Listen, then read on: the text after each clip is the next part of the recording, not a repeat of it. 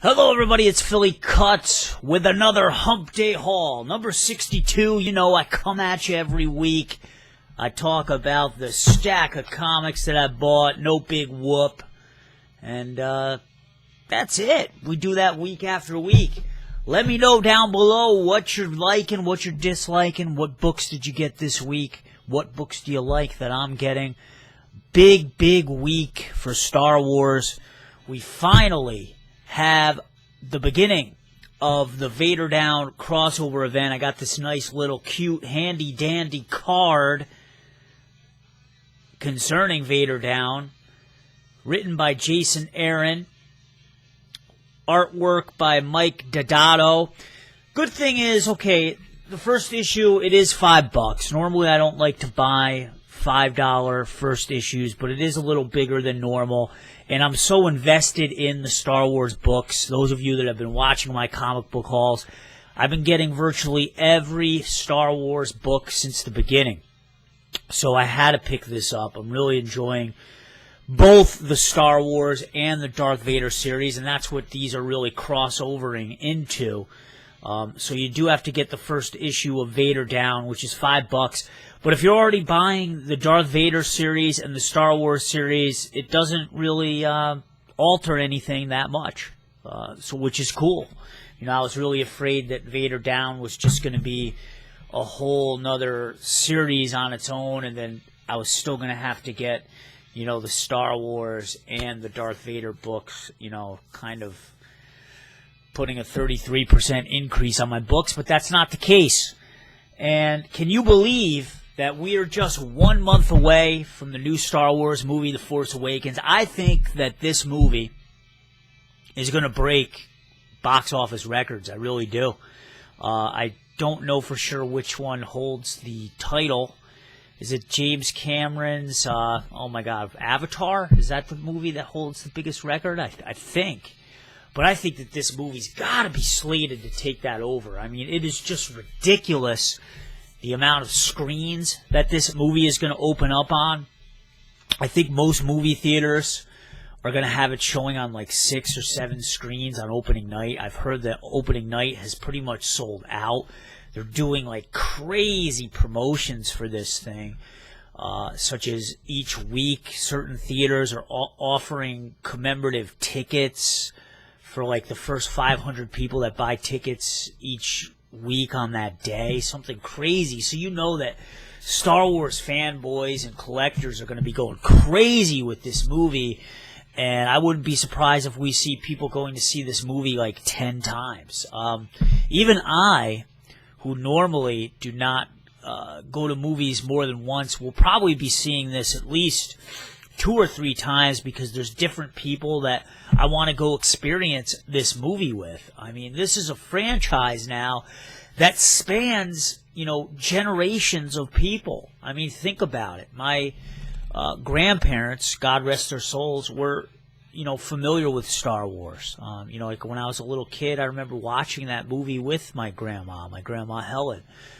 Even my father, who isn't into movies too much, sci-fi movies, knows about Star Wars, and I may be able to drag him to go see it. But it's just amazing when you stop and think about it, because, you know, obviously this franchise spans all the way back to the late 70s, so you're hitting so many generations of people.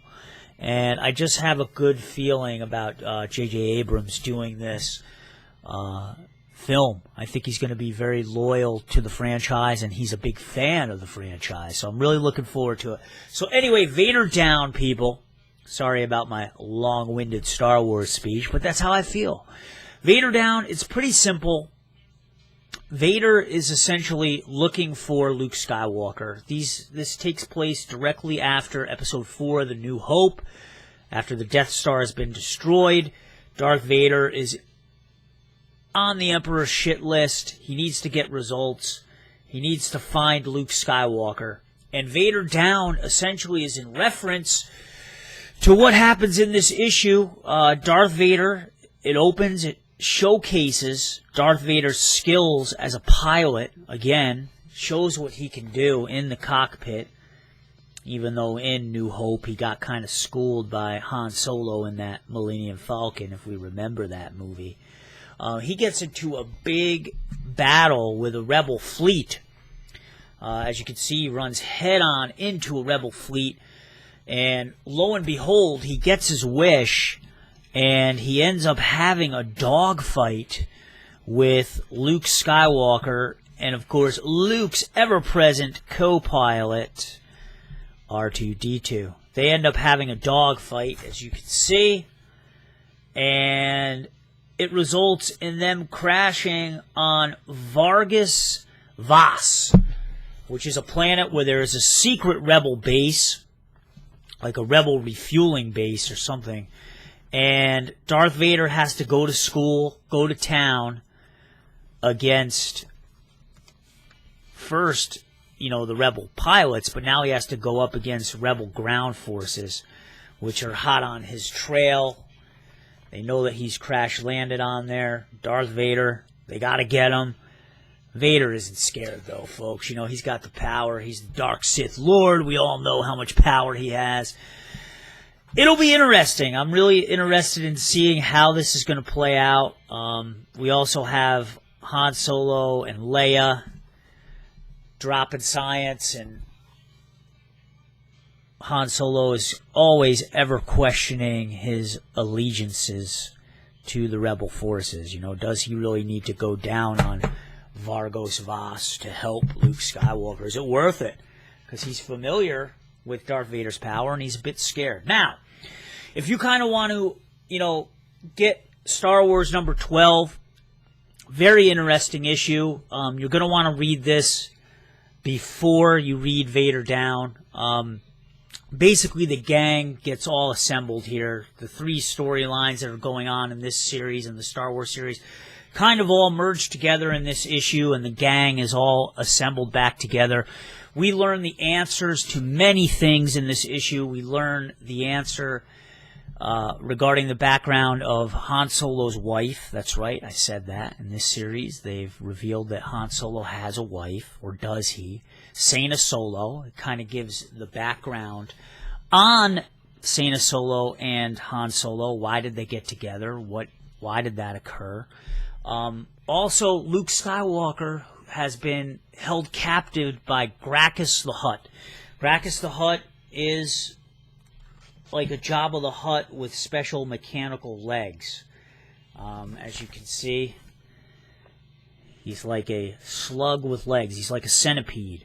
He is a collector of all things Jedi. All things Jedi artifacts he collects, including Jedi themselves. And boy, oh boy, was he happy to get a hold of Luke Skywalker.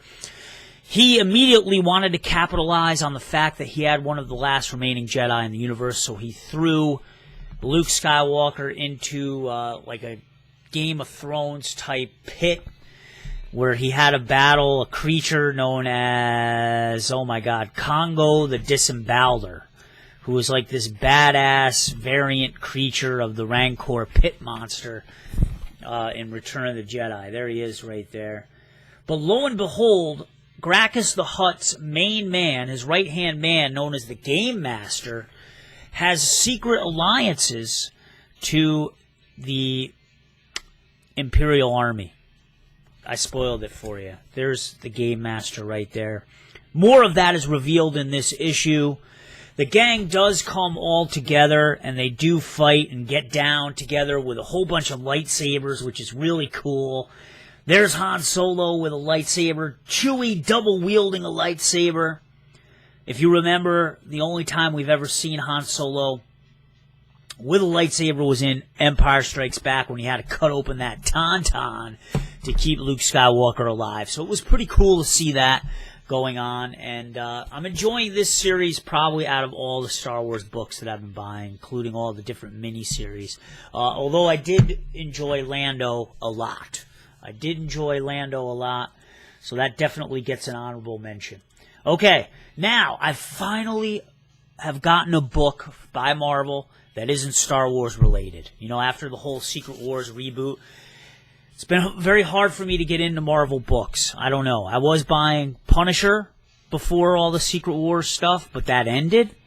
So there's no place for Frank Castle, the Punisher, in post-Secret Wars Marvel Universe. I did try to buy Old Man Logan, but I don't know. I just couldn't get into it. I kind of want the old Wolverine back.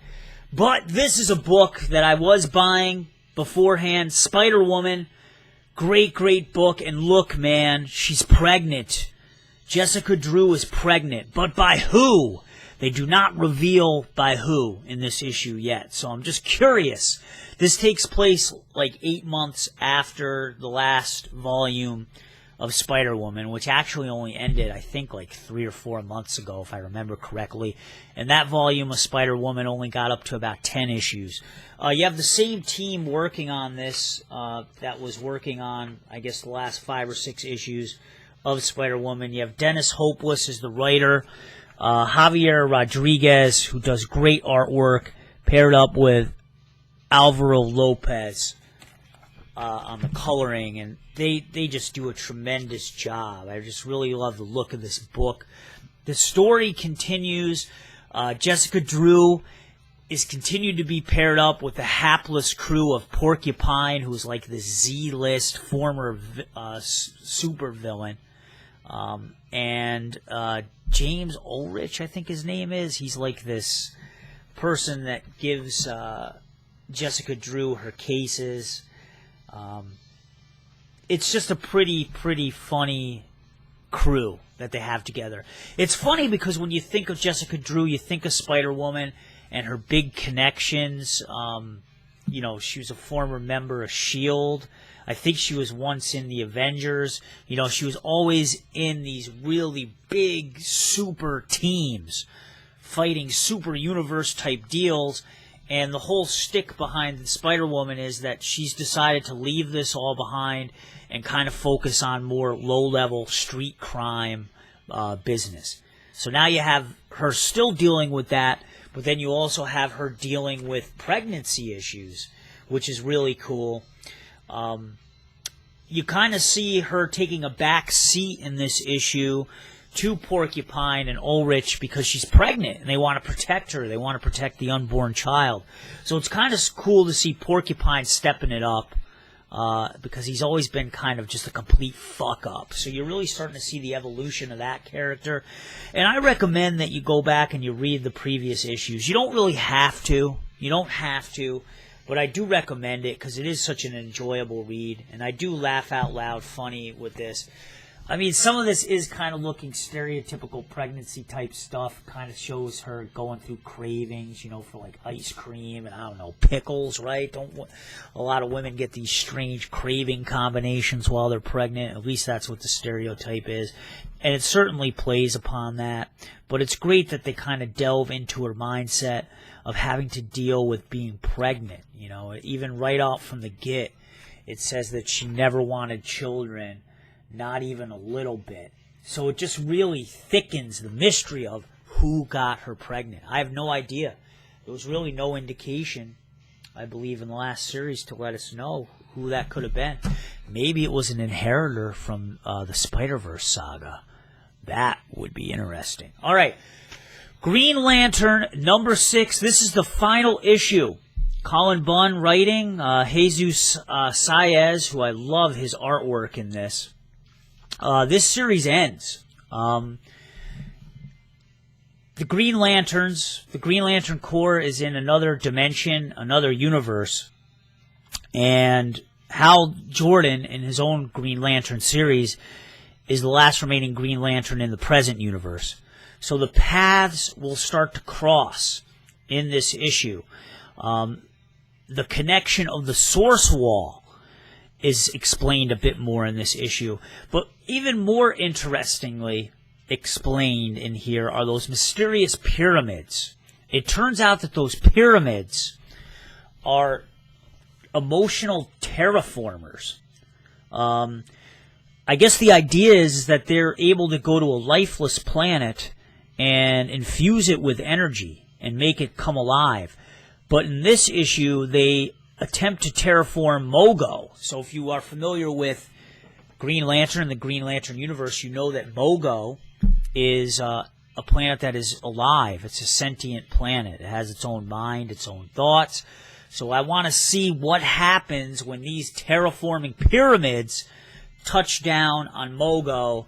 What is the result going to be? So I won't spoil it for you. You got some good appearances of familiar lanterns in here. You have Simon Bez making an appearance. Kilowog is in here. John Stewart, Guy Gardner. It's just surprising to me that this is all going to wrap up in this issue. It just seems a bit rushed. But I guess the miniseries is going to continue, I guess, under a different name. On the last page, it says, to be continued in Green Lantern Corp's Edge of Oblivion, and that begins in January, so it's not that far away. And I guess maybe that's going to be the format. I guess they're going to keep doing these like mini-series type books and extend this storyline a bit further. So it'll be interesting to see how it goes. So Green Lantern Lost Army, it ends. That's it. All right, Martian Manhunter. Number 6, lots of things revealed in here. Lots of things concerning the Martian Manhunter, why he has split himself up into different personalities. And it actually gives a brief rundown of all those different personalities that he's kind of broken himself up into. It plays a key part, a key role. Earth has this huge crater, an ancient crater on the planet, and it has to do with the Martian moon Phoebus, or Phobos. I can't say it. It begins with a P. Apparently, that crater is serving as a conduit for the Martians to invade Earth, or to be absorbed into Mars, one way or the other. I'm not explaining it very well. I definitely need to reread this book. This is the final issue of the first story arc, and lots of things get explained. It kind of reveals a lot of history about Mars. It reveals a lot of history about why the Martians created the weapon known as Martian Manhunter. And it's been a pretty enjoyable, albeit confusing at times, read. And I'm invested enough in it where I'm going to keep buying it, and I'm definitely going to reread issue number 1 through 6. So this is written by, I think, Rob Williams, Jason Williams. I'm sorry, folks. Rob Williams, and then Eddie Barrows has the duties of the pen. So I say check it out. It's been a pleasant surprise, a very pleasant surprise. Great, creepy-looking artwork in here. And I can definitely say that Martian Manhunter holds up, and he's deserving of his own title. So if you've been thinking about checking that out, I highly recommend it. Okay, Beauty. Number 4. An interesting series, man. Imagine an STD that people want to catch. Why? Because it makes them beautiful. However, there are some dire side effects. It raises a lot of issues, this book. A lot of social issues. Hashtag beauty free. You know, I just imagine A Brave New World, Huxley. You know, what if everyone in the world started to kind of look the same, look cookie cutter? We do kind of do that in some ways. Imagine in the future where people are going to be able to essentially design their children, you know, pick out eye colors, pick out certain features, you know, as we learn more and more about DNA.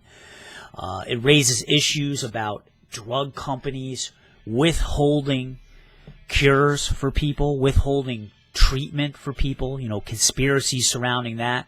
And that recently occurred. If you recall, there was a pharmaceutical company, I don't remember the name, but a new owner took over the pharmaceutical company, and immediately he took one of the drugs that this pharmaceutical company made. I think it was for the treatment of cancer, maybe. I may be wrong. But he immediately jacked up the price like 6,000%. It was something that Bernie Sanders mentioned in an interview. And it's just shocking. You know, some of the things that happen in the United States, especially with medicine and pharmaceuticals and things that we need to get better, how that's manipulated and distorted by these pharmaceutical companies. So it really explores those kind of issues. We're introduced to more of the backstory, more of the development of the villain of this story. As you can see, he's wearing like a Los Muertes mask. I hope I said that right. His name is Calaveras, and he has been terrorizing the two detectives that are on the Beauty Vice Squad, Vaughn and Foster, one of whom has been infected with the Beauty virus. And that detective is kind of coming to terms with what that means for him. He's having a difficult time, very difficult time. And they got, you know, kissing girls, which is always fun as well. So I suggest you check out Beauty, written by Jason Hahn. Good stuff. I'm really enjoying it, and I can't wait to see where it goes. All right. From Dark Horse, I got The Steam Man #2. And this features one of my favorite artists, Peter Kowalski. Just a very, very unique style. Paired up with Kelly Fitzpatrick on the colors, it creates a very unique blend and combination of colors and trippy atmospheres that I really love and enjoy. This is essentially like Pacific Rim meets H.G. Wells' War of the Worlds and The Time Machine. I mean, a direct reference to The Time Machine. It's kind of like an alternate universe H.G. Wells' Time Machine. You know, it even makes a direct reference to the Morlocks, and if you're familiar with that story, you'll know exactly what I mean.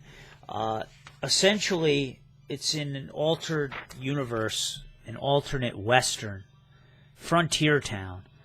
This group of men, one of whom's an engineer, one of whom's an Indian tracker, and then there's two other fellows that I don't remember what the hell they do. They man this giant steam man, and it was actually built with the purpose of defeating aliens. There was some kind of rift, a tear in the sky that allowed these aliens to pass through. Well, Steam Man did such a good job, they eradicated most of the aliens. But what else came through that tear in the sky was none other than a vampire creature known as the Dark Rider. And this book really delves into the Dark Rider's tale and really gives this Dark Rider character a lot of substance. Turns out Dark Rider was once human. He was a great inventor, and he, in fact, invented the time machine. And just like in H.G. Wells' book, sorry that my camera is sucking so bad today. Just like in the H.G. Wells book, it kind of shows him going through these different time periods. He ends up way the hell into the future, where all seems peaceful and paradise on earth. Lovely women looking to be carried off into the sunset. But then you have the evil creatures known as the Morlocks, which live underground and cause a lot of havoc in these peaceful people's lives. There they are, these foreboding-looking creatures with the red eyes. And it kind of shows how this character was turned, the Dark Rider was turned into a vampire, and why he's doing what he's doing in the Steam Man's Western universe. So it's a pretty interesting story. I suggest you check it out. It's very ambitious, and I'm enjoying it quite a bit. Now, finally, I got from Dark Horse, b.p.r.d, number 137. Lots of stuff going on in here. It's the final story arc of Hell on Earth. I believe it's part 3 of, I think it was going to be I don't know. I've heard varying reports that it's going to be 5 parts. It's going to be 10 parts. I'm not really sure. I don't have all the details. I apologize. But there are some interesting occurrences in here. You have Johann Strauss and Liz Sherman have been battling quite extensively against the Ogdru Hem, which are these giant creatures. Liz Sherman has the power of pyrotechnics. She has the power of the flame. Johann has traded his psychic abilities, his ability to be a conduit for the dead, for the Vril armor, which is this special kind of armor. It's a new type of containment suit, a stronger containment suit that allows him to channel this Vril energy, and it gives him great, great strength. However, he is learning that that comes with a great cost. Also, here's one of the cool creatures that are underwater. Just totally badass, man. Real cool stuff. There's Liz Sherman smoking a bogey with Johann right behind him in that Vril armor. There's an appearance of an old friend from the Own Society, actually a former foe, rather, Mr. McWhirler. And Mr. McWhirler is kind of like this screwed up looking Easter egg kind of dude. You can see him on the bow of that ship and that cannon. He has a secret weapon that is able to defeat these Ogdru Hem, which, as powerful as Liz Sherman is and as powerful as Johann is with his new armor, they're not very effective against these creatures. However, there's another look at some of the creatures. However, McWhirlmaster, or McWhirter, rather, he has a soul cannon. He has this special cannon that is powered by human souls, tortured human souls. And apparently something within that power of the souls is able to affect these creatures. So it's interesting. Johann, who has the former ability to channel souls, is very conflicted with this, and he's very torn about what to do about this. So there's that whole underlying storyline there. It just looks like that things may not be going too well for the b.p.r.d. I just hope that they don't kill off a major character again, because in b.p.r.d, if you have a familiarity with b.p.r.d, you understand that if they kill someone off in this series, they kill them off. And even if it's a fan favorite. So I'm just praying that Johann makes it out of this alive, and we'll see where it goes. But there's just so much going on in that book, it's hard for me to condense and consolidate it in like a couple minutes. So check it out, man. b.p.r.d, by far my favorite team book in all of comic book history. That, I'm saying it. I said it. Alright, guys, that's been another comic book haul. Again, let me know what you're liking and what you're disliking. And as always, thank you for watching the comic book haul. I hope next week, Wednesday, which for the United States will be Thanksgiving Eve, I hope to maybe do a shout-out video for you guys. So be on the lookout, for me shouting your name out. You know, if you've commented before in the past, I'm going to go back several comic book hauls, look through. I know the regulars, and I deeply appreciate you guys. I always read, and I always try to comment back on your comments. Be on the lookout for me giving you a shout-out, because I really appreciate the viewership. All right, guys. Thank you. Have a great day. Bye. Peace.